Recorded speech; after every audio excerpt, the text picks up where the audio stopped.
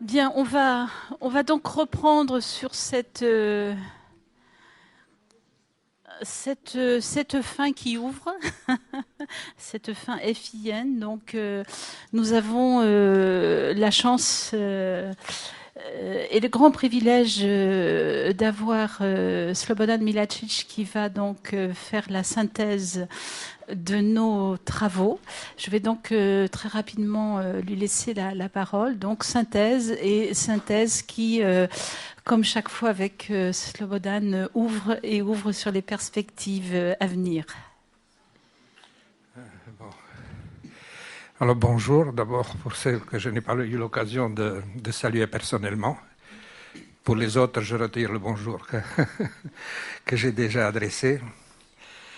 Alors, comme je suis le dernier intervenant externe, disons, je trouve que l'occasion est bonne pour remercier le chef d'orchestre de cette manifestation, Madame Bergeron, qui a bien voulu m'attribuer ce rôle que je vis comme très ingrat, intéressant mais très ingrat. D'autant plus que je pense que je sais faire les analyses peut-être mieux que les synthèses. C'est pour ça que je ne ferai pas de synthèse. Parce que, après tout, on n'est pas payé pour ça. Mais je vais essayer, comme on dit dans le jargon des vieux pédagogues que je suis, essayer d'ouvrir quelques fenêtres, quelques larges fenêtres, même quelques portes vitrées, sur le champ qui nous a occupés aujourd'hui. Mais je tiens à vous remercier parce que vraiment, pour moi, j'ai accepté ce rôle comme un défi parce que je me suis dit, je ne connais pas particulièrement le domaine, je vais être complètement perdu dans ce débat techniciste, spécialisé, pointu. Et en fait, c'était pas ça, c'était ma première belle surprise, c'était un échange de compétences, mais toujours sur la base des idées. Ça débouchait toujours sur une idée qui m'ont aidé à rebondir, plutôt que sur un approfondissement pointilliste et technicien des différents aspects de ce champ de l'Erasmus en Europe démocratique, si j'ose dire. Alors, pour une poignée de secondes, d'abord, ce que cette synthèse ne sera pas, il ne sera pas la synthèse du type encore dominant des synthèses qu'on fait et qui, pour moi, sont vraiment encore mal pensées ou impensées, parce que la synthèse qui consiste à reprendre et à résumer ce que chacun des intervenants a dit, en les plaçant nécessairement dans une hiérarchie implicite par rapport au temps qu'on leur consacre et à l'énoncé qu'on fait à leur sujet, ça ne crée que des frustrés. Parce que tout le monde se sent trahi par le traducteur qui est le synthétiseur. Et par le raccourci de son exposé qu'on fait, alors il voulait le faire en 3/4 d'heure, on le fait en 1/4 d'heure. Donc, et même le rapporteur dit de synthèse, il est frustré parce qu'il ne peut pas s'exprimer lui-même. Il est obligé de donner la parole aux autres, dire ce que les autres ont dit, alors qu'il a envie de dire des choses personnelles, comme ça sera un peu le cas ce soir. Bon, je vois que vous êtes détendu. Il me fallait ça aussi un peu avant de passer, après ces discours vifs et pointus, et vraiment intenses, à un discours plus abstrait, plus conceptuel, plus monotone, peut-être plus lénifiant, mais je vais essayer de l'illustrer autant que possible, puisqu'il me reste encore quelques réserves de mon capital pédagogique de 45 ans d'exercice, dont 8 ans pour vous, puisque ces 8 années ne comptent pas pour ma retraite, mais pour la vôtre. Bon, alors, passons au sérieux. Je voudrais essayer je regarde l'heure. Je voudrais essayer en deux temps de situer cette problématique de l'Erasmus, parce que je pense que le mot est mérité, de parler de problématique. Ce n'est pas encore le phénomène, mais enfin, c'est déjà une problématique. Dans son champ substantiel,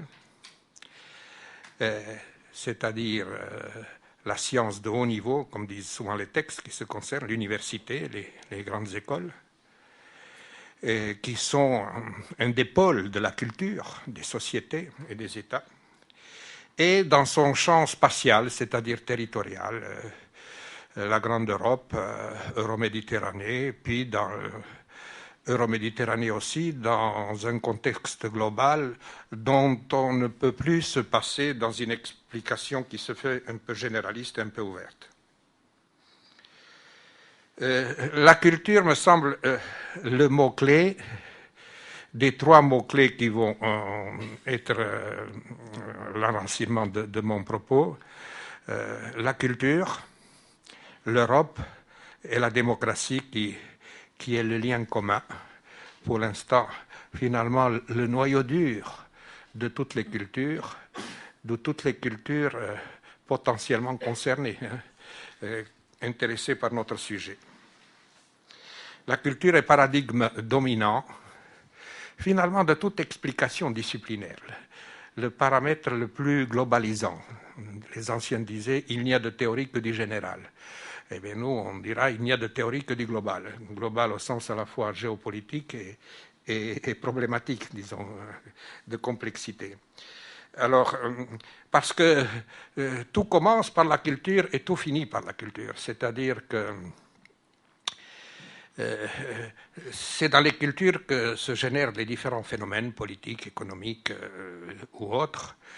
Et tout changement des systèmes particuliers, je pense notamment au système politique qui nous intéresse beaucoup aujourd'hui, eh bien, ils ne se consolident que lorsqu'ils sont métabolisés par la culture. Vous voyez, on avait fait une distinction pour les pays de l'Est et on le voit pour le printemps arabe. La liberté qui est une pulsion naturelle, elle est universelle, c'est facile à constater, mais pour la démocratie, le problème se pose de façon plus délicate. Si la liberté est naturelle, la démocratie, elle est culturelle, c'est-à-dire c'est un acquis civilisationnel en quelque sorte de l'histoire.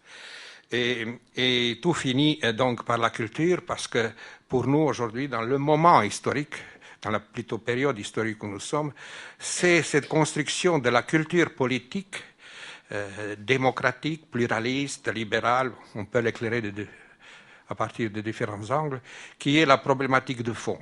Elle est en connotation de toutes nos problématiques et de tous nos problèmes particuliers.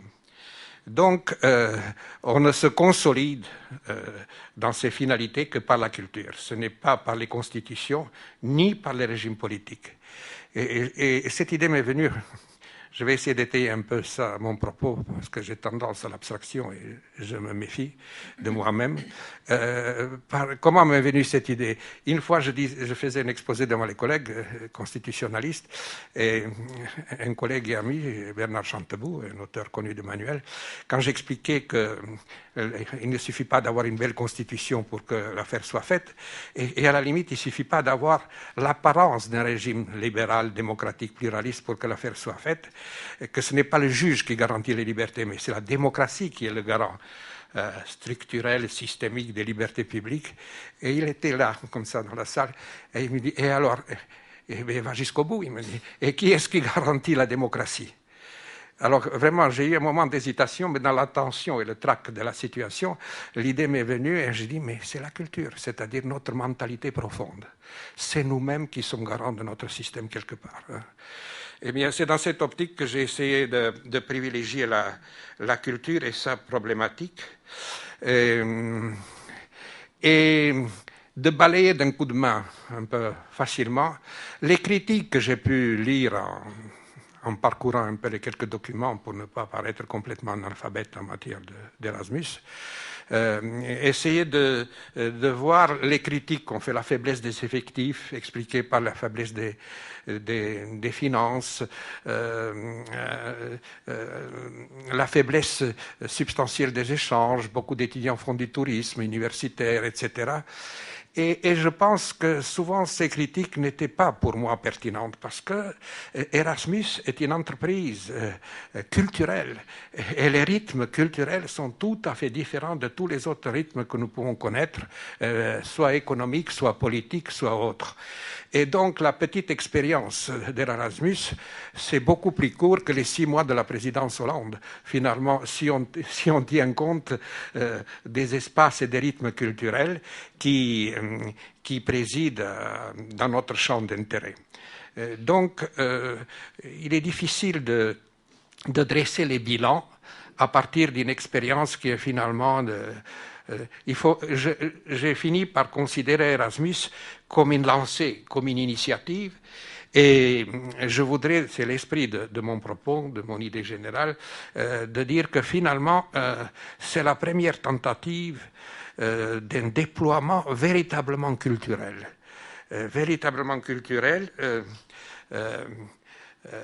Et non pas simplement académique, théorique ou discursif. Alors, je voudrais donc essayer de parler du champ substantiel sur lequel intervient l'initiative, ou l'institution, maintenant on peut le dire, d'Erasmus. Il est en plein dans ce qui est le noyau dur de la culture, c'est-à-dire non pas une connaissance, mais une expérience. Ça, ce sont vraiment les deux mots qui me sont personnels et qui viennent non pas de mon cerveau, mais de mon ventre, de mes entrailles. C'est-à-dire que quand on m'a appris la culture, c'est-à-dire m'a enseigné la culture comme un concept analytique ou scientifique, c'est dire que je suis vieux, on m'a enseigné que la culture, un peu à la papa, la culture, c'était encore connoté à l'ancienne par les gens instruits, cultivés, et il y a les gens de culture et les autres. La culture se confondait dans une large mesure avec la connaissance. Et je pense que pendant ma génération, j'ai vu une véritable révolution du concept de culture. D'une culture connaissance, on est passé à une culture expérience. Une expérience qui implique la connaissance, qui implique les compétences, bien sûr, mais qui les dépasse largement.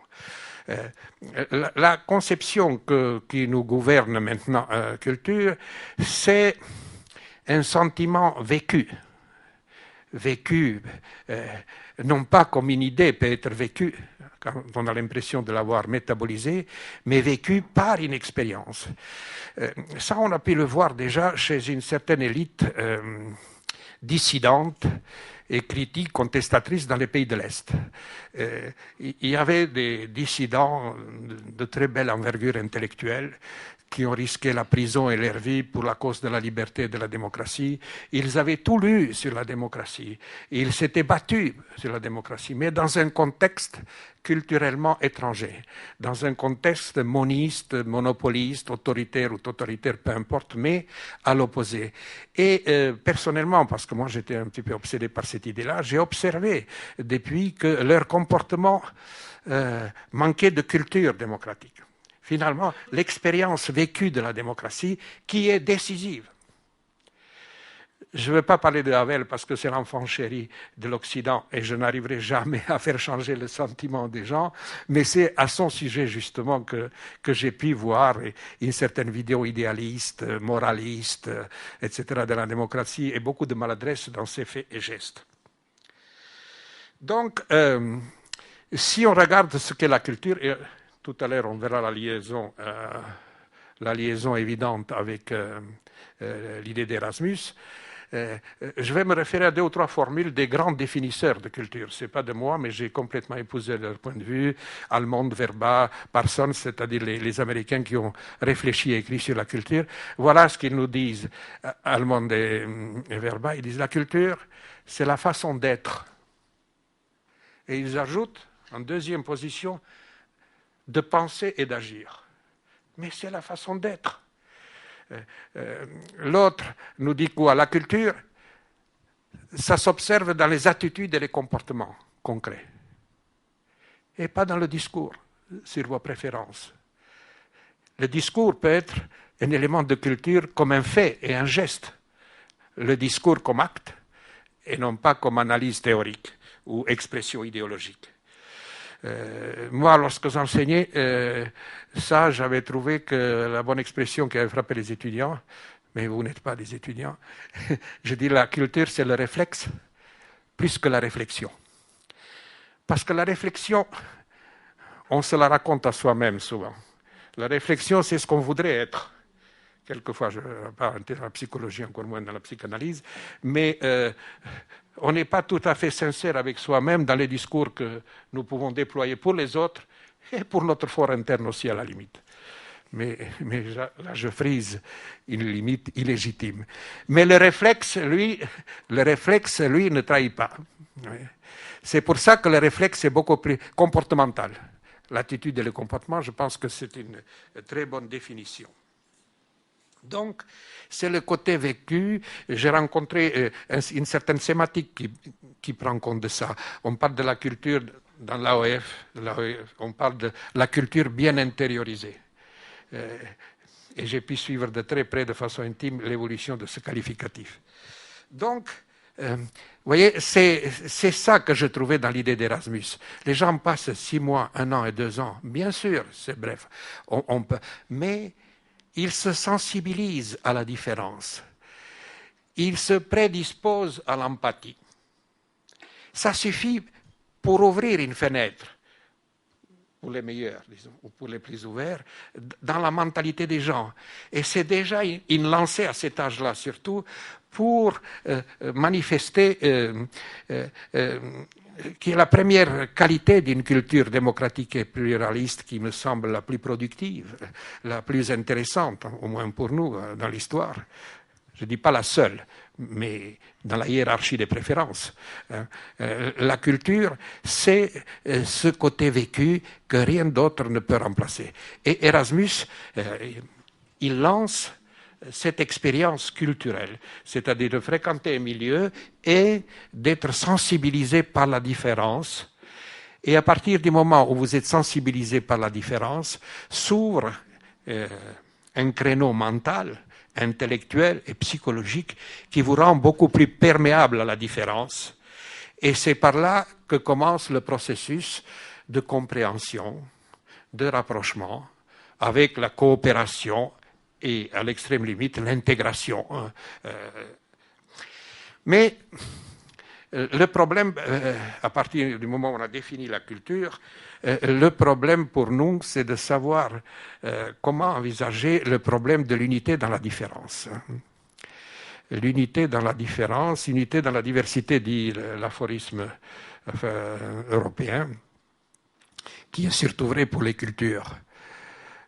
Parce que l'idée fondamentale, l'ambition finaliste de l'Europe, c'est l'unité politique dans la différence culturelle.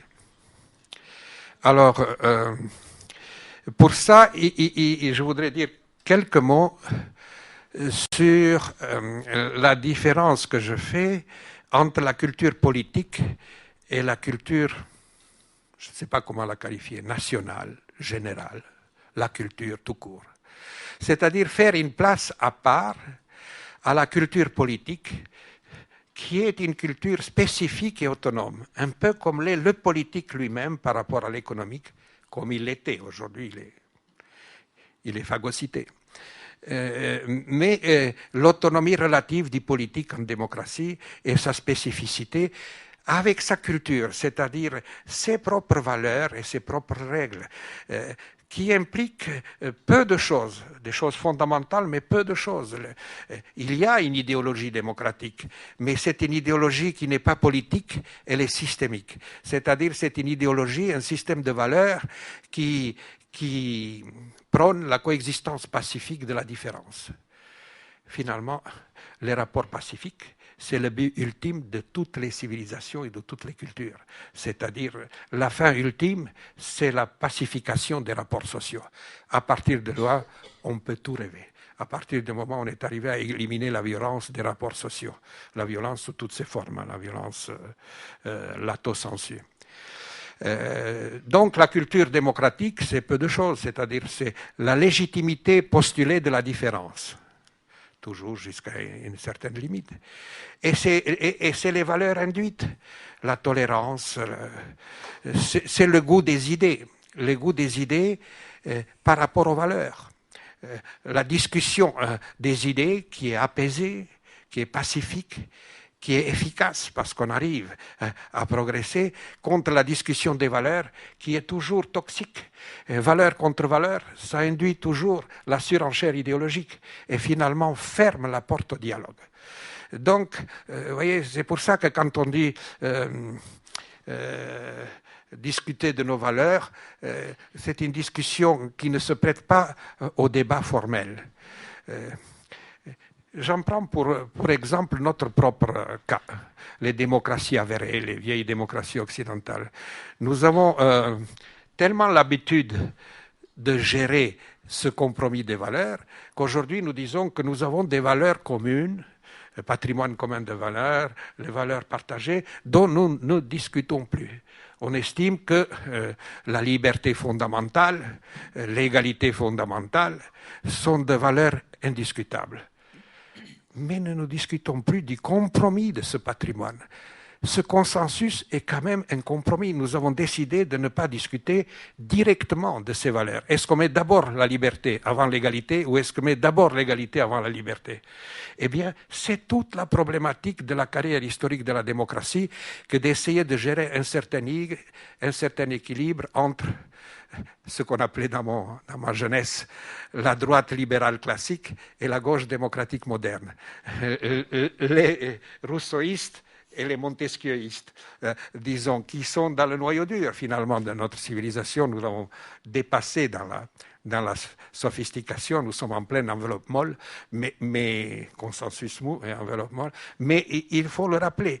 Donc, vous voyez, les valeurs aussi, on peut en faire un compromis, on peut les faire respecter. Vous savez, à partir d'un certain seuil de liberté, c'est le marché sauvage, c'est la concurrence sauvage. À partir d'un certain seuil d'égalité, c'est l'égalitarisme qui étouffe la liberté. Et donc, le débat le plus fondamental, nous ne le gérons plus en direct dans l'idéologie, mais nous le gérons en douce, en politique, avec l'idée comme médiateur, l'idée qui refroidisse le débat, non pas au sens des romans policiers, mais au sens de l'apaisement, et de la productivité, de l'efficacité de ce débat. Donc, vous voyez ce que je veux dire, c'est la démocratie politique. Elle est politique ou elle n'aime pas, c'est-à-dire le débat des idées qui est dans le noyau dur de la démocratie, qui permet justement de faire le pont entre les différentes cultures et les différentes idéologies, puisque la vocation de la démocratie, c'est de gérer les idéologies différentes, toutes sortes d'idéologies, de l'extrême gauche à l'extrême droite, finalement. L'ensemble des idéologies jusqu'à la limite de l'ordre public, finalement, et de la survie du système. Donc, c'est pour ça que je pense que l'Europe et la culture, la diversité dans l'unité, ça passe nécessairement par la démocratie et par le politique, c'est-à-dire par le débat d'idées. Je ne sais pas où j'en suis au point de vue temps. Donc, maintenant, je voudrais dire quelques mots aussi, puisque le temps passe plus vite que je n'arrive à expliciter mes idées. Je voudrais dire quelques mots sur l'espace territorial réel et potentiel surtout. Réel, potentiel et virtuel de cette idée, de l'Erasmus. C'est-à-dire essayer de faire passer le message, comme plusieurs orateurs ont dit ce matin, que dans l'espace de la mondialisation, évidente ou implicite, accélérée ou plus lente, finalement, tous les seuils territoriaux sont concernés désormais. C'est ça, la mondialisation. Les cercles concentriques de la mondialisation concernent toutes les surfaces. Alors, c'est plus ou moins évident, plus ou moins visible, etc., de l'individu au globe. Parce que la mondialisation va avec l'individualisation. Nous, on parle souvent du glocal, du global et du local. Le mot est très vilain, c'est pour ça que finalement, il sort de la mode.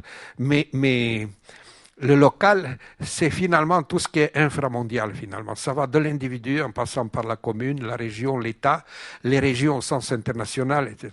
Alors, ne pas être, ce qui est intéressant dans les initiatives d'Erasmus, me semble ça, ne pas être prisonnier de la structure établie. Il y a l'Europe de 12, de 47, de 53, etc. Non, la grande spécificité de la mondialisation, c'est la fluidité du mouvement. La fluidité du mouvement et la rapidité du mouvement qui nous empêche de saisir l'essentiel, de séparer l'essentiel de l'actualité du jour. On est un peu omnibulé par l'actualité du jour qui devient essentielle. Et comme les actualités du jour se suivent mais ne se ressemblent pas, il y a l'actualité de la gauche et puis l'actualité de la droite, nous croyons être en démocratie, alors que finalement, c'est une sorte de gouvernance d'opinion qui est très loin du principe démocratique, c'est-à-dire du débat simultané et du compromis élaboré en simultané et non pas de façon alternative et contradictoire. C'est là où il y a le côté irrationnel de la prépondérance de nos opinions publiques, médiatiques dans le système de gouvernement. Donc, l'Europe et l'Erasmus et son Erasmus dans l'espace euroméditerranéen, aujourd'hui, j'ai pu constater que ça fait problème. Ça fait problème parce qu'on a du mal à saisir cet espace. Alors que justement, il faut partir du postulat qu'il n'est pas saisissable à l'ancienne, qu'il n'est pas saisissable en tant que géographie, démographie, économie, politique ou culture. Il est tout ça et rien de tout ça à la fois. Parce que les cercles concentriques, comme disait Anna en rappelant les Italiens ce matin, ils sont faits en spaghetti. Mais ce que tu n'as pas dit, en spaghetti cuit. Parce que... Parce que les spaghettis cuits, c'est raide et c'est cassant. Ça m'a distrait. C'est-à-dire, comment situer dans l'ère romaine? Alors, j'ai parcouru un peu ce que les gens ont écrit sur l'ère méditerranéenne, et j'ai trouvé qu'il y avait une tendance à vouloir définir scientifiquement. Chacun dans sa discipline et selon les critères de sa discipline. Les géographes ont élaboré 6 modèles très sophistiqués, je n'ai pas tout très bien compris tout le temps, mais 6 modèles très sophistiqués de l'ère méditerranéenne. D'autres ont élaboré d'autres modèles, en croyant que c'est l'ethnocentrisme disciplinaire, en croyant que l'histoire doit s'écrire selon les critères des disciplines scientifiques ou selon les critères de la rationalité. Alors que la rationalité, finalement, nous l'avons toujours inventée après coup. C'est-à-dire, une fois que les choses se sont déroulées, en grattant un peu, on a découvert des rationalités. Mais ce n'est jamais la raison qui guide l'humanité, mais c'est le rapport des forces, malheureusement. Et dans le rapport de force, j'inclus le rapport des forces idéologiques, des croyances. Le rapport des forces n'est pas militaire, démographique et économique, mais le rapport de force de conviction. Et ce rapport de force est imprévisible. Qu'est-ce que c'est l'Euroméditerranée dans 10 ans? J'aurais bien vous donner rendez-vous dans 10 ans. Hein. Mais vous serez avec nous dans 10 ans. Oui, il vous entend. Donc, c'est d'accepter la modestie et l'incertitude de ce nouveau espace qui se dessine devant l'Europe unie, élargie, malgré son aspect élastique, fluctuant et inconsistant. Je pense que tous les seuils de la mondialisation vont s'imposer à tous les acteurs. Et l'Union européenne est un acteur, comme les États sont des acteurs et comme les régions sont des acteurs. Et donc, il faut bien prendre conscience que si on ne pense pas et on n'organise pas l'Euromed, eh bien, d'autres régions concurrentes ou d'autres instances concurrentes s'occuperont, parce que tous les États, tous les acteurs sont dans un état de tension. Ils sont tiraillés entre l'attrait et la répulsion, entre les penchants plus ou moins sectoriels d'un côté ou de l'autre côté. Et dans cette tension globale du mondialisme qui se structure, qui est en voie de structuration, eh bien, il faut investir. Nous vivons une époque boursière et on m'a toujours appris qu'il faut acheter à la baisse. Tant que les gens ne voient pas l'enjeu de la Méditerranée, il faut acheter. Et il faut acheter parce qu'à coup sûr, c'est une dynamique qui va se poser. Le cercle méditerranéen, c'était un cercle régional, au sens international du terme, inévitable. Oui. Vous savez, j'avais un prof, quand les étudiants partaient avant la fin du cours, il disait « Adieu Berthe ».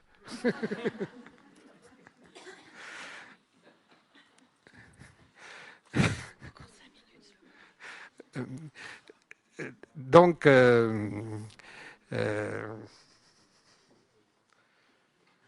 me suis retiré pour faire mes notes, mais je n'ai pas eu assez de temps. On retombe dans l'enfance. Voilà, donc c'est en insistant sur cet espace qui me semble un espace tout à fait intéressant à conquérir. Parce que dans le monde où nous vivons, c'est peut-être la dernière idée que je vais formuler, la culture, ce n'est pas seulement le plaisir et le progrès de l'intelligence, c'est aussi une puissance. La culture devient un facteur de puissance dans les relations internationales. Et donc, cette dimension de la culture ne doit pas être négligée. S'il y aura des colonisations ou des impérialismes nouveaux, ils seront d'ordre culturel et non pas militaire, démographique, économique ou politique. Voilà, je ne sais pas, il n'y aura pas d'échange pour le rapport final. C'est à la fois un confort et un inconfort, parce que les gens ne peuvent pas réagir, et comme disait Karl Popper, le seul critère de la validité des idées, c'est leur contestabilité. Eh bien, je n'aurais pas pu valider un certain nombre d'idées rapidement émises, mais ça sera pour plus tard. Merci.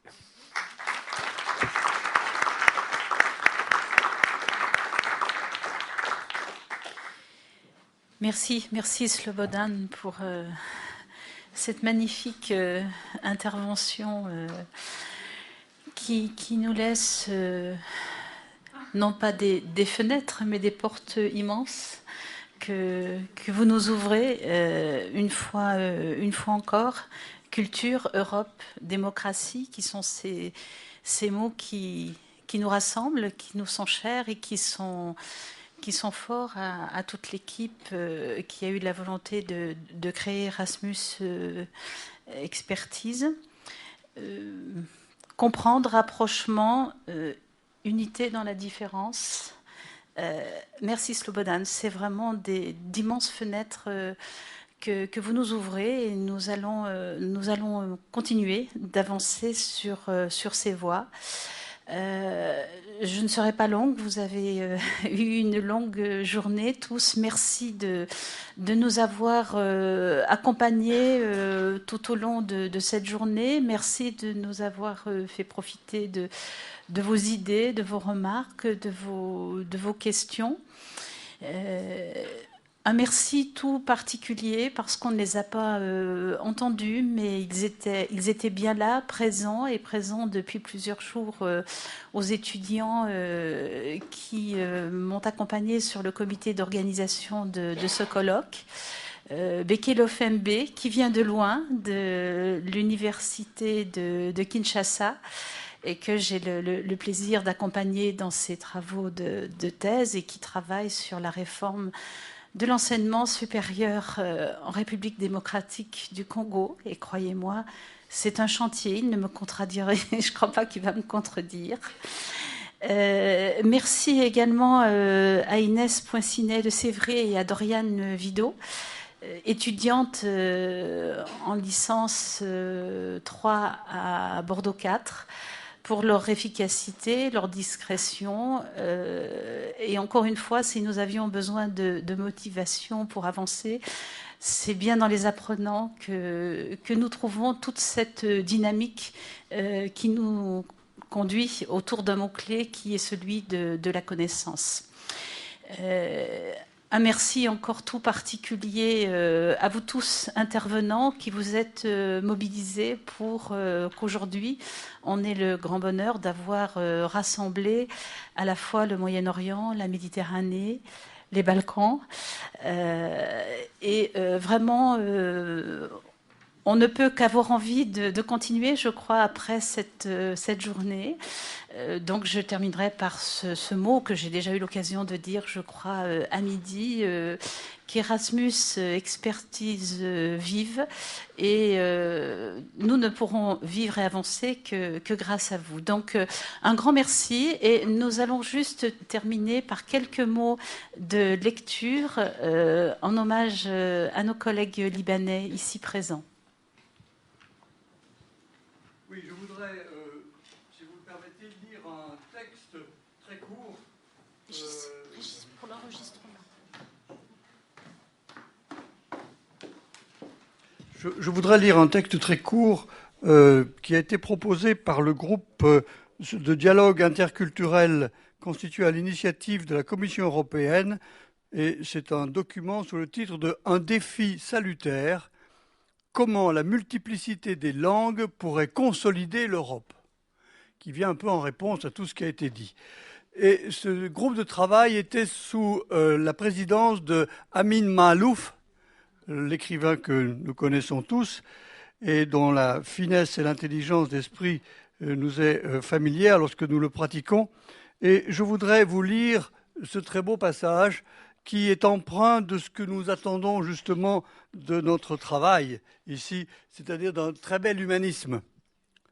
Tout au long de nos travaux, nous avons été animés par la ferme conviction que l'entreprise engagée par l'Europe depuis la fin de la Seconde Guerre mondiale est l'une des plus prometteuses que le monde ait jamais connues, et en particulier qu'une gestion efficace de notre diversité linguistique, culturelle et religieuse fournirait un modèle de référence indispensable à une planète tragiquement affectée par la gestion chaotique de sa propre diversité.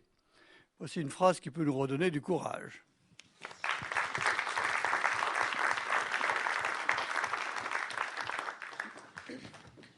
Merci à tous, et au plaisir de vous retrouver lors de nos prochaines activités. Et bon retour à ceux qui sont venus d'assez loin. Et encore un grand merci à vous tous d'avoir partagé cette journée avec nous.